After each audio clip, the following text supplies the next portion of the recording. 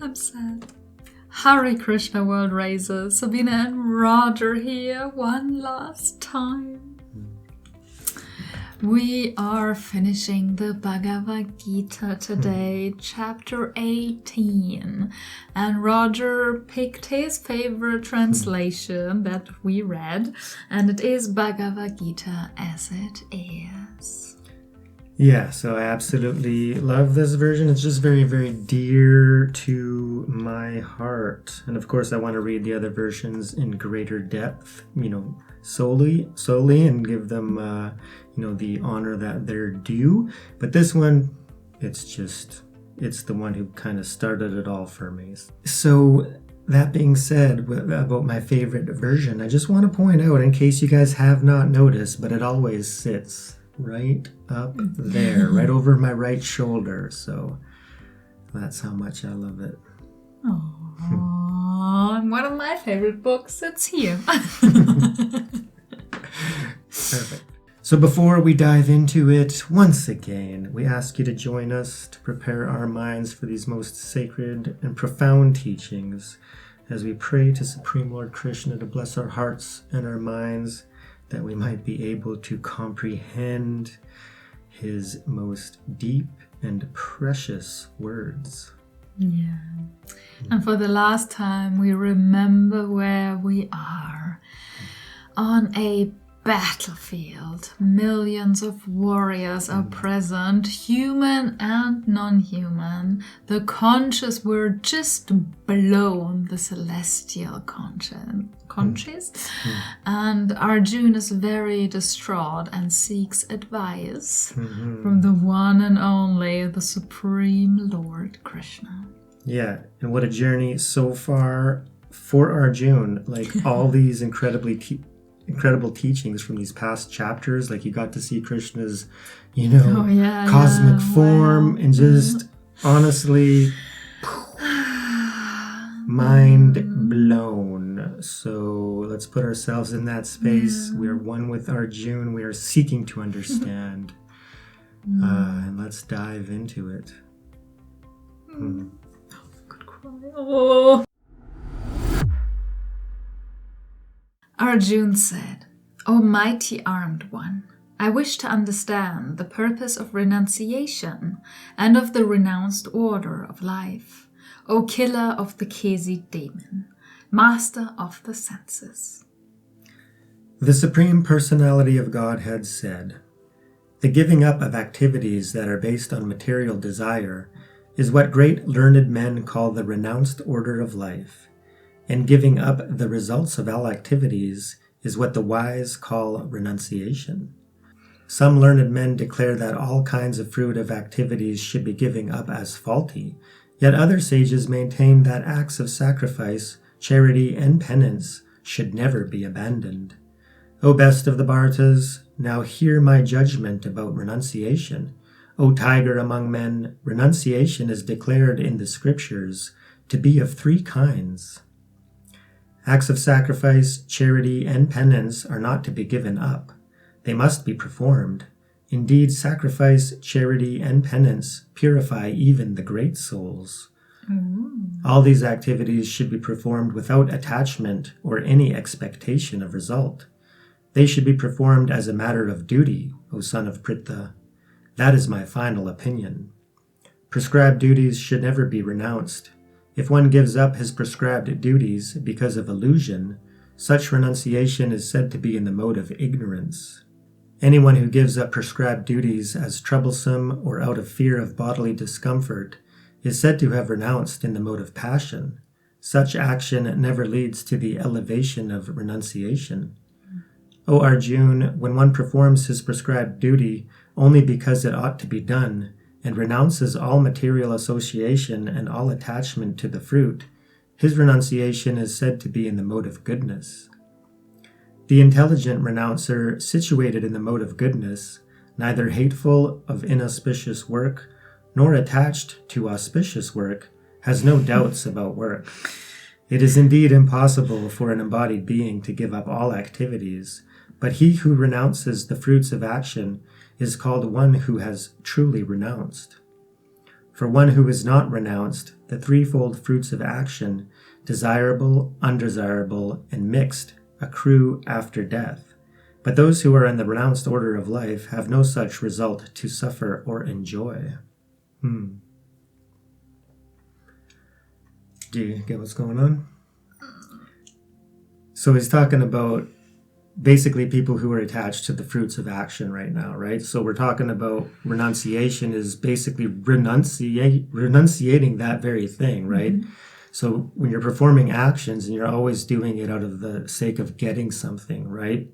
That's what we want to get away from, right? Because that really leads to attachment, right? So wanting, money, wanting power, wanting, material possessions, and then on and on it goes. That, like, I see it as actually, solidifying your ignorance more deeply that you're a physical being, primarily, right?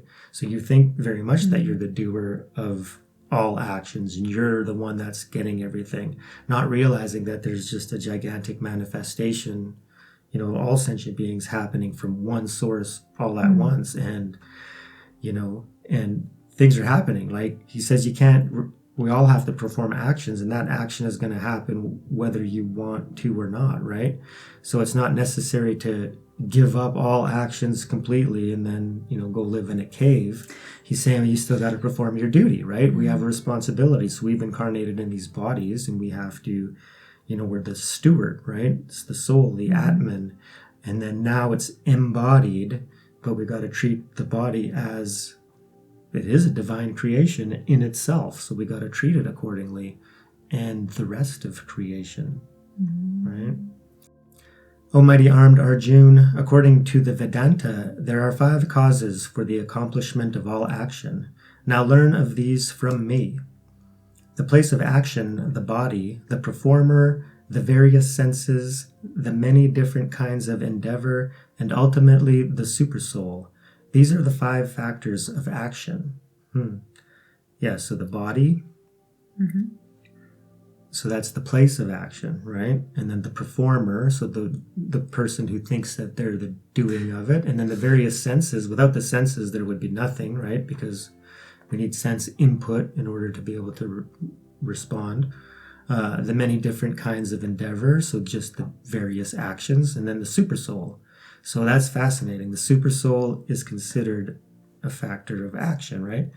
And I see it the higher self.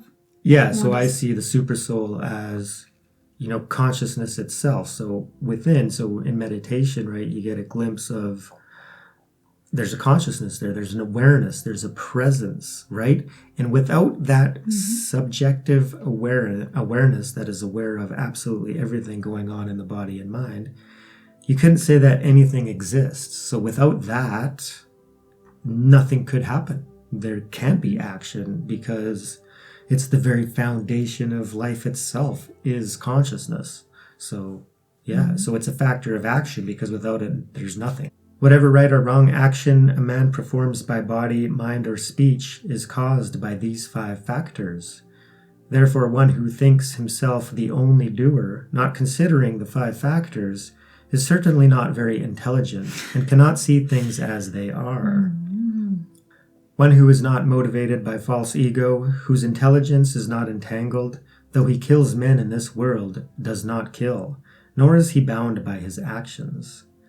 Knowledge, the object of knowledge, and the knower are the 3 factors that motivate action. The senses, the work, and the doer are the 3 constituents of action. According to the 3 different modes of material nature, there are 3 kinds of knowledge. Action and performer of action. Now hear of them from me. That knowledge by which one undivided spiritual nature is seen in all living entities, though they are divided into innumerable forms, you should understand to be in the mode of goodness. That knowledge by which one sees that in every different body there is a different type of living entity, you should understand to be in the mode of passion. And that knowledge by which one is attached to one kind of work as the all in all, without knowledge of the truth, and which is very meager, is said to be in the mode of darkness. right? So this is saying that, so if you have the knowledge that if you see like divinity in all living entities, and you see, Krishna in everything, or God in everything, or the spark of the divine, right? Even though they're divided into innumerable forms, right? So there's infinite beings, right? Mm-hmm. But there's one undivided spiritual nature seen in all of them, which he's stating right here. And if you understand that, then, and if you act accordingly, like, I see divinity in each and every being that I come across, then you're in the mode of goodness, right? But if you see that everybody is different bodies, different type of living entity in that, so that's the mode of passion. So that's really like worldly, and I see that as mundane, conventional reality, where we see each other as separate, right? So that's just the duality of the ego. Here I am, and there you are out there, and we're totally separate. And I have my soul, and you have your soul. But even prior to that, I'm not even sure if somebody in that mode would acknowledge, the light of divinity, which is the soul. We just think that we're materially created beings, and then we evolved, but very identified with the brain as mind, and this is me. So that would be the mode of passion.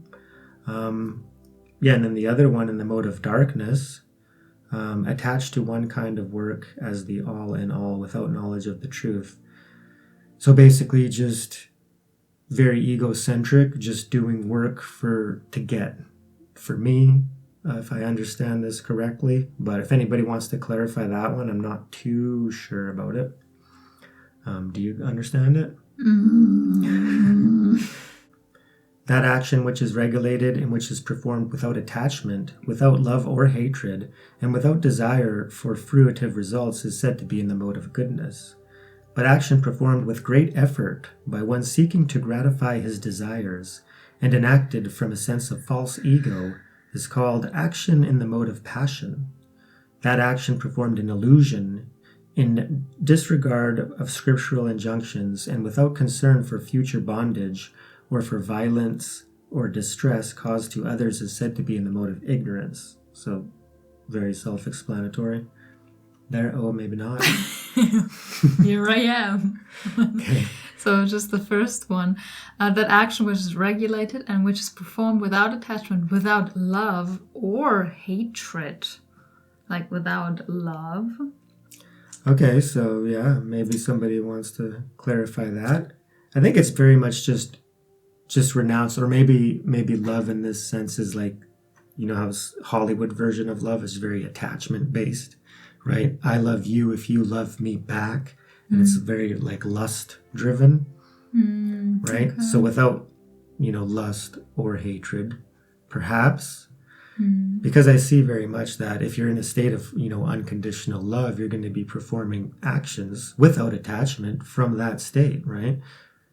So you could perform actions without attachment in a state of love. So I don't know why he clarifies without love. And of course, without desire for fruitive results, right? So not too sure if anybody wants to clarify that. That would be excellent.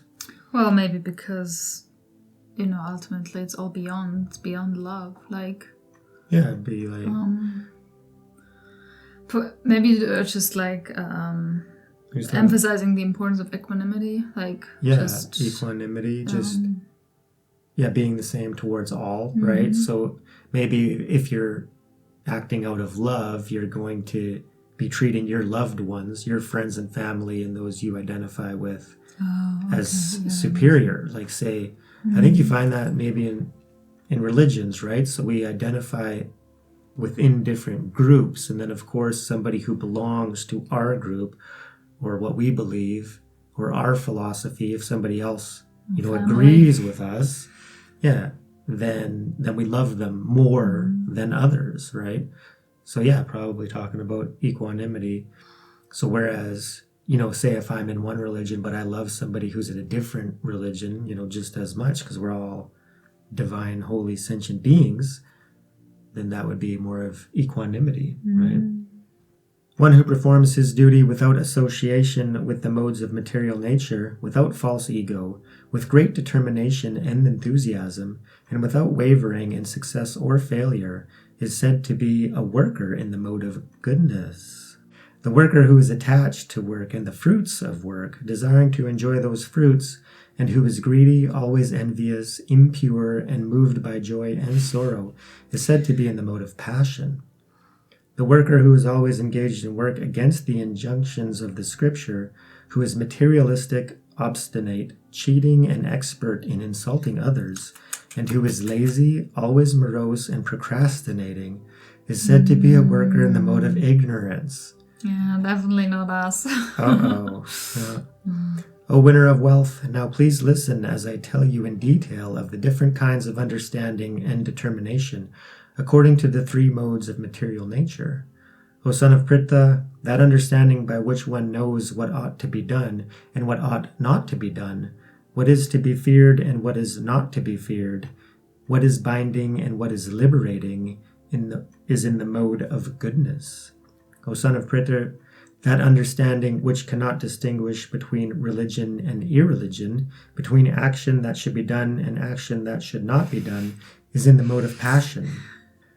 That understanding which considers irreligion to be religion and religion to be irreligion, under the spell of illusion and darkness, and strives always in the wrong direction, O Partha, is in the mode of ignorance. O son of Pritha, that determination which is unbreakable, which is sustained with steadfastness by yoga practice, and which thus controls the activities of the mind, life, and senses, is determination in the mode of goodness. But that determination by which one holds fast to fruit of results in religion, economic development, and sense gratification is of the nature of passion, O Arjuna. And that determination which cannot go beyond dreaming, fearfulness, lamentation, moroseness, and delusion, such unintelligent determination, O son of Pritha, is in the mode of darkness. O best of the Bhartas, now please hear from me about the three kinds of happiness by which the conditioned soul enjoys, and by which he sometimes comes to the end of all distress. That which in the beginning may be just like poison, but at the end is just like nectar, and which awakens one to self-realization, is said to be happiness in the mode of goodness. That happiness which is derived from contact of the senses with their objects, and which appears like nectar at first but poison at the end, is said to be of the nature of passion. And that happiness which is blind to self-realization, which is delusion from beginning to end, and which arises from sleep, laziness, and illusion, is said to be in the nature of ignorance. There is no being existing either here or among the demigods in the higher planetary systems which is freed from these three modes born of material nature. Brahmanas, Kshatriyas, Vaishyas, and Sudras all are distinguished by the qualities born of their own natures, in accordance with the material modes, O chastiser of the enemy. But he's also just clarifying here, so it's right here, once and for all that, the caste system, that was created is not in here, because it's qualities born of their own natures, right? So anybody can be anything based on what they, strive for, right? Their karma. Peacefulness, self-control, austerity, purity, tolerance, honesty, knowledge, wisdom, and religiousness. These are the natural qualities by which the Brahmanas work. Heroism, power, determination, resourcefulness, courage in battle, generosity, and leadership are the natural qualities of work for the Kshatriyas. Farming, cow protection, and business are the natural work for the Vaisyas, and for the Sudras there are labor and service to others. By following his qualities of work, every man can become perfect. Now please hear from me how this can be done. By worship of the Lord, who is the source of all beings and who is all-pervading, a man can attain perfection through performing his own work. It is better to engage in one's own occupation, even though one may perform it imperfectly, than to accept another's occupation and perform it perfectly. Duties prescribed according to one's nature are never affected by sinful reactions. But what are duties prescribed according to one's nature? Yeah, if anybody wants to clarify, that for me. So I always, thought of it as, like, where are you in life right now? Like, what are you doing now? Because we all have that choice, like coming through the school systems to decide, what education we want to get. But then once that happens, you've kind of created, that for you, right? And then, so things are in play, right? It's almost like if everybody just bounces around all over the place, there's less of a chance for things that could happen, like one's destiny fulfilled in a certain line of work. Like if you're changing your mind and going all over the place and, okay, I'm doing this now and this is my duty, and then to switch to something else, like totally different line of work, might eliminate the potentiality of something manifesting at the end of that journey, right? So we're putting such emphasis on, okay, what is important in this world right now? I want to get money and and climb the corporate ladder. When in reality, like to me, this is a spiritual school. Like we're here, it's not about the money. It's not about materiality and getting stuff, and that'll happen if it's your destiny, no matter what your path is. So you get on the path and then you kind of stay on the path and just be the best person that you can, because ultimately that's going to help set you up for the next life, which is also a potentiality at the end of this one. So you're treating this like, it's a little dream, it's a little pit stop, right? It's just part of the divine play. So let's be the best in whatever role we end up in. Kinda. Every endeavor is covered by some fault, just as fire is covered by smoke. Therefore one should not give up the work born of his nature, O son of Kunti, even if such work is full of fault. One who is self-controlled and unattached, and who disregards all material enjoyments, can obtain, by practice of renunciation, the highest perfect stage of freedom from reaction. So no matter what you're doing, so do what you're doing, but be spiritual. Surrender the actions, practice, devotion and all of the yogas, meditation, and then we could still advance spiritually no matter what we're doing in this world. Oh, yeah. O son of Kunti, learn from me how one who has achieved this perfection can attain to the supreme perfectional stage, Brahman, the stage of highest knowledge, by acting in the way I shall now summarize. Being purified by his intelligence and controlling the mind with determination, giving up the objects of sense gratification, being freed from attachment and hatred, one who lives in a secluded place, who eats little, who controls his body, mind, and power of speech, who is always in trance and who is detached, freed from false ego, false strength, false pride, lust, anger, and acceptance of material things, free from false proprietorship and peaceful, such a person is certainly elevated to the position of self-realization. One who is thus transcendentally situated at once realizes the supreme Brahman and becomes fully joyful. He never laments or desires to have anything. He is equally disposed toward every living entity. In that state he attains pure devotional service unto me. One can understand me as I am, as the Supreme Personality of Godhead, only by devotional service. And when one is in full consciousness of me by such devotion, he can enter into the kingdom of God. Hey, the kingdom of God. Is it the kingdom of heaven? Yeah. Did Jesus read the Bhagavad Gita and then use that word? I bet you he did. I think Jesus is like the perfect example of a pure devotee of Krishna. And even the word Christ, I think it came from Krishna, right? But we'll get into that some other day. Yeah. Though engaged in all kinds of activities, my pure devotee under my protection reaches the eternal and imperishable abode by my grace. In all activities, just depend upon me and work always under my protection. In such devotional service, be fully conscious of me. If you become conscious of me, you will pass over all the obstacles of conditioned life by my grace. If, however, you do not work in such consciousness, but act through false ego, not hearing me, you will be lost. If you do not act according to my direction and do not fight, then you will be falsely directed. By your nature, you will have to be engaged in warfare. Under illusion, you are now declining to act according to my direction, but compelled by the work born of your own nature, you will act all the same, O son of Kunti.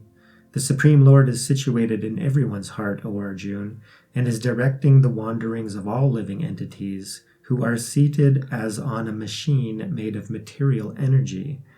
O scion of Bharta, surrender unto him utterly. By his grace you will attain transcendental peace in the supreme and eternal abode. Thus I have explained to you knowledge still more confidential. Deliberate on this fully, and then do what you wish to do. Because you are my very dear friend, I am speaking to you my supreme instruction, the most confidential knowledge of all. Hear this from me, for it is for your benefit. Always think of me, become my devotee, worship me and offer your homage unto me. Thus you will come to me without fail. I promise you this because you are my very dear friend. Abandon all varieties of religion and just surrender unto me. I shall deliver you from all sinful reactions. Do not fear. This confidential knowledge may never be explained to those who are not austere, devoted, or engaged in devotional service, nor to one who is envious of me. For one who explains the supreme secret to the devotees, pure devotional service is guaranteed, and at the end he will come back to me. There is no servant in this world more dear to me than he, nor will there ever be one more dear. And I declare that he who studies this sacred conversation of ours worships me by his intelligence. And one who listens with faith and without envy becomes free from sinful reactions and attains to the auspicious planets where the pious dwell. O son of Pritha, O conqueror of wealth, have you heard this with an attentive mind? And are your ignorance and illusions now dispelled? Arjun said, My dear Krishna, O infallible one, my illusion is now gone. I have regained my memory by your mercy. I am now firm and free from doubt, and I am prepared to act according to your instructions. Sanjaya said, Thus have I heard the conversation of two great souls, Krishna and Arjun, and so wonderful is that message that my hair is standing on end. By the mercy of Vyasa, I have heard these most confidential talks directly from the master of all mysticism, Krishna, who was speaking personally to Arjun. O king, as I repeatedly recall this wondrous and holy dialogue between Krishna and Arjun, I take pleasure, being thrilled at every moment. O king, as I remember the wonderful form of Lord Krishna, I am struck with wonder more and more, and I rejoice again and again. Wherever there is Krishna, the master of all mystics, and wherever there is Arjun, the supreme archer, there will also certainly be opulence, victory, extraordinary power, and morality. That is my opinion.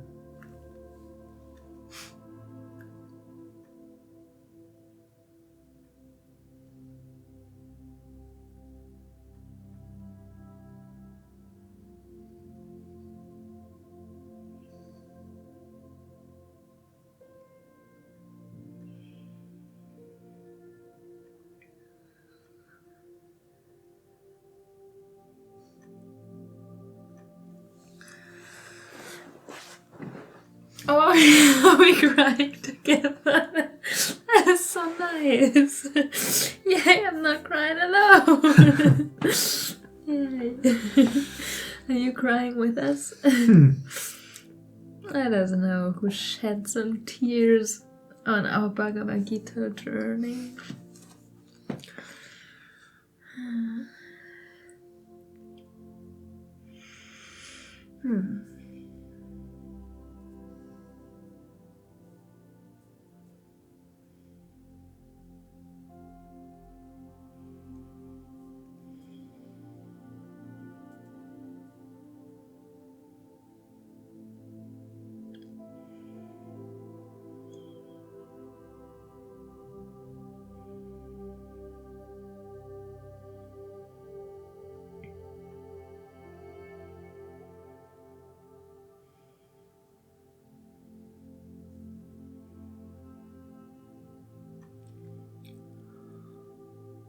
Whew.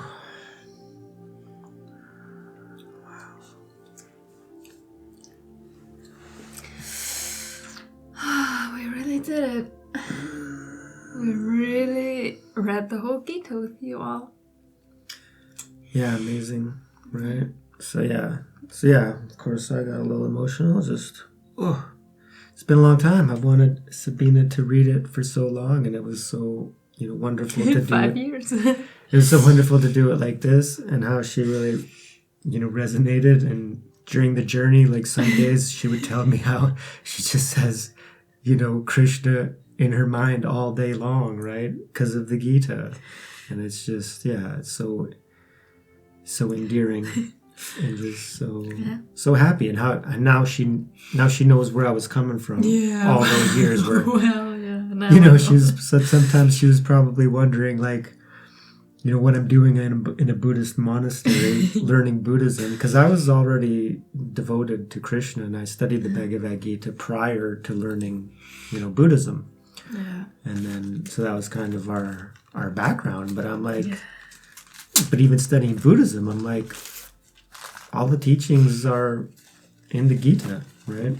Mm-hmm. And also the Upanishads, right? So as much as I love Buddhism, right, and I love the teachings of the Buddha, he's not, nor did he ever declare that he was the only source of truth, right? So we got to let go of our attachment to, teachers, even great teachers, and understand, they may be great and incredibly advanced and profound, right? Even like incarnations, but we can't. If we are attached to one, that's okay, but we can't, be angry with others if they're not, right? And think it's my way is the only way is what we gotta really let go of. Yeah. If you read the whole Gita with us, you made it through all 18 chapters until now, then leave 3 blue hearts, maybe? 3 blue hearts. Yeah, leave 3 blue hearts, so we know we're like the really committed subscriber of ours. And it's been such an honor. Yeah, and if you're a channel member who made it all the way with us, how about 3 Krishnas? Yeah. So thank you so much. We know that they were definitely not some of our most popular videos, but that's okay. We were doing it for us and for those who want to dive into the Gita, because we know that it's not for everybody, at this time. There takes a certain level of spiritual maturity, not to say that you know a lot, but there has to be like a real seeking need for something so profound as this to even be provided.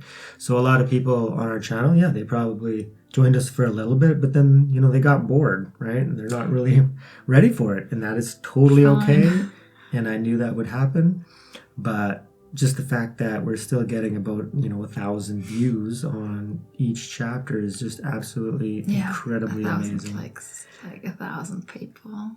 So what a wonderful chapter to conclude it, right? Just talking about, surrender, right? And then be devoted and understanding that our source is, it's there, like Krishna, God, the infinite field of consciousness within the, the presence. It's within all of us right now. And we have to acknowledge that and see, like, the super soul, that he's touching on. It's like, if it wasn't for that, then there wouldn't be any action. There wouldn't be any mind. There wouldn't be anything, because that is the very basis of our existence itself, right? So we have to acknowledge that. It's just the way it is. So, and if you're spiritual, then you can understand that. But people who are inclined to the lower levels, that's why I love how he broke it down, right? Tamas, Rajas, and Sattva. And you're not really going to be able to understand or comprehend it until you're ready. So what we can do to help the world is to advance spiritually as much as we can by, practicing the teachings, right? Practicing yoga, and desiring to be devoted and, and truthful and honest. All of the higher qualities that he mentioned in here, we have to be that in the world. And that's going to help others, more than anything, more than forcing them to believe what we believe, because they can't until they're ready. And the only way to help them be ready is to be more ready ourselves. So if you made it this far, then you're already on the journey, you're on the path. Let us know your favorite parts of this chapter, anything that we didn't really dive into enough, any details and tidbits that you want to clarify for us. Please let us know down below, and also let us know your favorite chapter of the Gita itself. It's just so much wisdom. So I think I'm going to go back over the next couple weeks, and I think I'm going to reread the comments, because I know there's more coming in, right? So Such a good student. Yeah, just because it's very profound. Some of the comments are just, super long too, right? So yeah, I'm just learning all I can, right? So thank you so much for participating and for all of your wonderful comments and thoughts. And let's thank Roger.